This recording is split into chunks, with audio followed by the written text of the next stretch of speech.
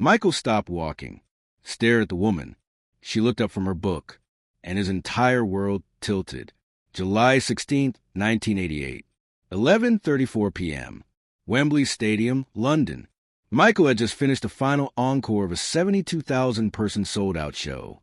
He was 29 years old, at the peak of Bad World Tour fame. Exhausted, drenched in sweat, adrenaline still coursing. He walked backstage surrounded by security, handlers, assistants. His private dressing room was at the end of a guarded corridor. A woman sat in a folding chair outside Michael's dressing room door. Mid-30s, simple clothes, calm demeanor. She was reading a book. Head of security to his team. How long has she been there? 3 hours, sir. Since 8:30. She asked to wait for Mr. Jackson. We told her it's impossible. She said she'd wait anyway. Why didn't you remove her? We tried. She didn't resist, didn't cause a scene. Just said, please let me wait. He'll want to see me. We were about to escort her out when the show started. Michael froze. Rebecca, he whispered. The woman, Rebecca Chun, stood slowly. Hi, Michael. Security tensed. Mr. Jackson, do you know this woman? Michael didn't answer. Couldn't speak. Just stared. Rebecca, gentle. I know this is unexpected. I tried to reach you through official channels, but... Let her in, Michael said quietly. Michael, we haven't vetted. I said let her in. Firmer now. Everyone else, leave. I need to talk to her. Alone. Security exchanged worried glances. This never happens. Michael never dismisses security. Never sees unscheduled people. Never breaks protocol. But there was something in his voice. Something that said, this is non-negotiable. Give us the room, Michael said. They did. Inside the dressing room, door closed, just Michael and Rebecca. Michael sat down heavily, still in his stage clothes, still processing. How did you find me? He asked. You're Michael Jackson playing Wembley Stadium. You're not exactly hard to find. Small smile. I mean, how did you get backstage? I told him the truth, that I was your speech therapist in 1979, that I needed to see you. They didn't believe me, but they let me wait because I wasn't causing problems. You waited 3 hours. I've waited 9 years, Michael. 3 more hours didn't matter. 9 years earlier. February 1979. Los Angeles. Michael Jackson, 20 years old, was developing a stutter, not constant, but increasingly frequent, especially during interviews, especially under pressure, especially when his father was around. Doctors said it was psychosomatic, anxiety manifesting as speech impediment. They recommended therapy. Rebecca Chun, 27 years old, was one of the top speech therapists in Los Angeles, specialized in anxiety-related speech disorders. Professional, warm, patient. The sessions, twice a week for 6 months. At first, Michael barely spoke, sat in Rebecca's office, stared at the floor, answered in one-word responses. Rebecca didn't push, just created safe space. If you're enjoying this story, please subscribe to support the channel. Week 3, Michael started talking. Really talking. Not about his stutter. About his life. About the pressure. About never having privacy. About feeling like he was performing even when he was alone. Rebecca listened. Didn't judge. Didn't analyze. Just listened. She was the first person in Michael's adult life who saw him struggling and didn't try to fix him, exploit him, or judge him. She just witnessed him.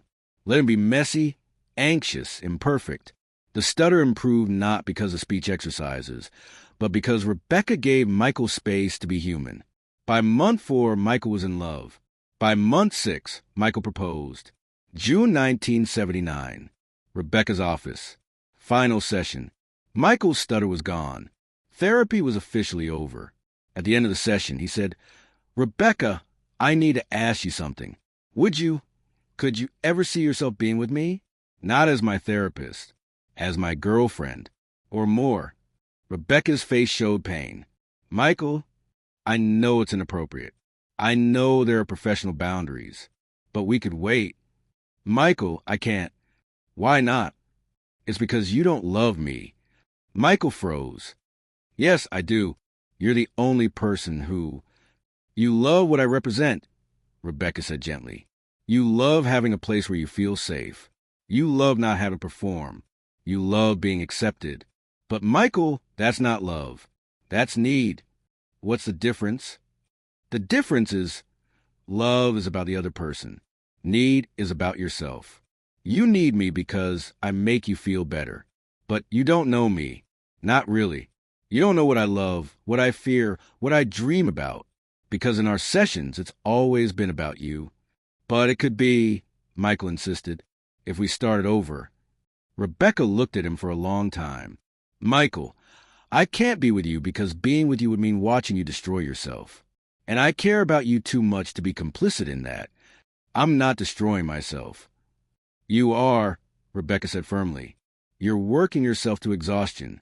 You're surrounded by people who exploit you. You're never alone, never resting, never being anything except Michael Jackson performer. And if I became your girlfriend, I'd become part of that machine. I'd become another person benefiting from your self-destruction. And I can't do that. Michael, crying. So you're saying no because you care about me? I'm saying no because I love you too much to enable you. But that's not what Michael heard. What he heard was, you're not worth loving. You're too broken. He left Rebecca's office that day and never saw her again. Until tonight. Back to 1988, Michael's dressing room. Why are you here? Michael asked, after 9 years. Why now? Rebecca took a breath. Because I'm dying. Michael's face, shock, pain, denial. I have ALS, Lou Gehrig's disease. Diagnosed 4 months ago. I have maybe 6 months left. Rebecca, I'm so sorry.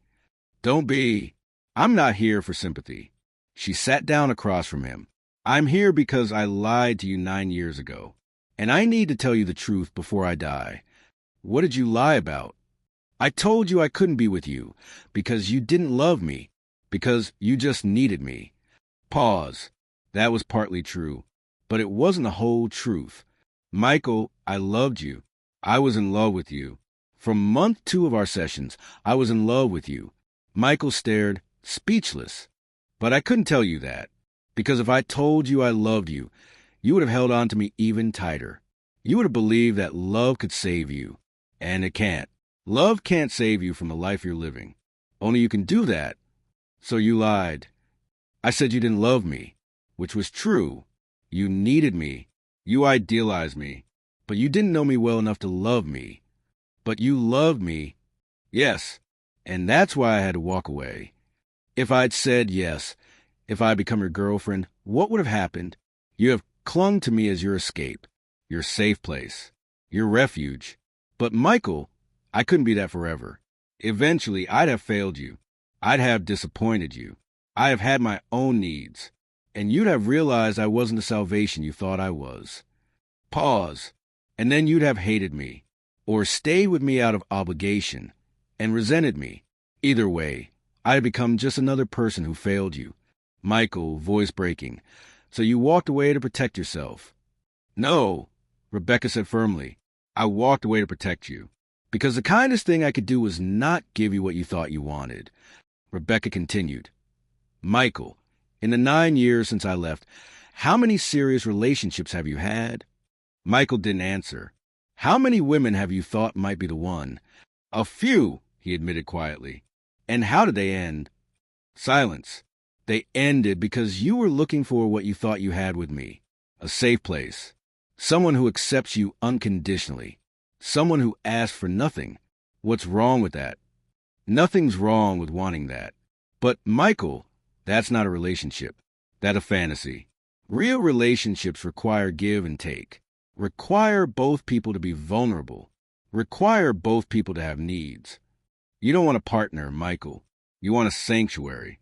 You want someone to rescue you from your life, instead of building a life with someone. Michael stood angry. That's not fair. You don't know. I know, because I've watched you from a distance for 9 years. Diana Ross. You wanted her to mother you and love you. Impossible combination. You're searching for someone who will love you without needing anything from you. But that person doesn't exist. Not in adult relationships. You're not looking for love. You're looking for therapy. And I can't be your therapist anymore. Michael, shaken, sat back down. If you love me and you've been dying for 4 months, why come here now? Rebecca sat across from him. Because I need to ask you something. If I had said yes 9 years ago, do you think you'd be happy right now? Michael opened his mouth to say yes, then stopped, really thought about it. I don't know. Neither do I, Rebecca said. But I know this. You'd still be Michael Jackson. You'd still be under impossible pressure. And I'd either be another person you had performed for, or I'd be trying to save you from a life you chose. Pause. Either way, we'd have destroyed each other. So walking away was the right choice. I'm saying it was the only choice that gave you a chance to grow up. Have you? Grown up? Michael didn't answer. Because from what I can see, Michael, you're still looking for what you wanted from me in 1979. Still looking for someone to save you. Rebecca, softer. Michael, I didn't come here to criticize you. I came to tell you something important before I die. What? That I forgive you. Michael, confused. Forgive me for what? For not being able to love me the way I needed to be loved.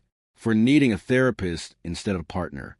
For being 20 years old and broken and asking me to fix you. Tears streaming down her face. I forgive you for that. Because you were just a kid trying to survive. And I want you to know, I never resented you. I never regretted knowing you. And I never stopped hoping you'd find what you were looking for. Have you? Found it? Michael shook his head. No. Do you know why? Tell me. Because you're looking for someone to complete you. But Michael, you're not incomplete. You're just scared. Scared of being vulnerable. Scared of needing someone who needs you back. Scared of building something real instead of living in a fantasy. Pause. And until you face that fear, you're going to keep repeating the same pattern. Falling for someone who feels safe. Getting close. Then running when it gets real. Rebecca reached into her bag, pulled out a small notebook. What's that? Our sessions. I kept notes. Every week for 6 months. I wasn't supposed to keep them, but I did, because I knew someday you might need them. She handed him the notebook. This is what you said when you thought no one was listening, when you forgot to perform, when you were just Michael. Michael opened it, saw Rebecca's handwriting. Session 4. Michael talked about wanting to be normal. Said he dreams about walking in a park without being recognized. Said he can't remember the last time he felt free. Why are you giving this to me? Because you need to remember who you were before you forgot. Before you became so good at performing that you can't stop. But I need you to promise me something. What? That you'll read these. Really read them. And then ask yourself, am I still this person? Or have I lost him completely? And if I've lost him, then find him again, before it's too late. Michael, holding the notebook, Rebecca, I don't know how to do that. I don't know how to stop performing. I know, but Michael, you have to try, because the alternative is spending the rest of your life surrounded by people and completely alone. She stood to leave. Wait, Michael said. You waited 3 hours. You can't just... I can, because I didn't come here for a reunion. I came to give you that notebook and tell you the truth. Will I see you again? Rebecca smiled, sad. Probably not. I'm going back to San Francisco tomorrow. Hospice care. I have maybe 4 months left. Can I visit you? No, Michael, because if you visit, you'll try to save me, or ask me to save you. And neither of those things are possible. I loved you, Michael. I still love you. But loving you doesn't mean being with you.